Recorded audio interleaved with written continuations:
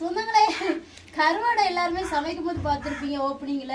எப்படி வந்து கருவாடு வந்து திருக்க கருவாடு கல்லா இருந்திருக்கும்னு பார்த்தீங்கன்னா அப்படி பூ போல சொந்தங்களே. மீனா இருந்தா கூட இந்த அளவுக்கு அமுங்காது போல, அப்படியே பூ போல அப்படி மீன் பதத்துல வந்து நம்ம நல்லாவே வெந்துருச்சு.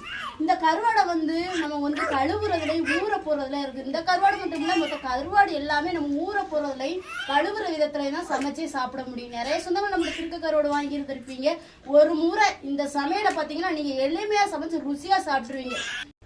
நம்ம பீப் கறியோட இவ்வளவு வெளிசமா இருந்திருக்கோம். ரொம்ப மாவாயிடு சொந்தங்களை. இப்படி கொடுக்கறதுனால குழந்தைகளும் மெண்டு சாப்பிடுவாங்க, கருவாடா அவங்க மீனா நினைச்சு சாப்பிடுவாங்க. அதை தாண்டி வந்து வயதானவங்க கூட சாப்பிடுவாங்க சொந்தங்களே.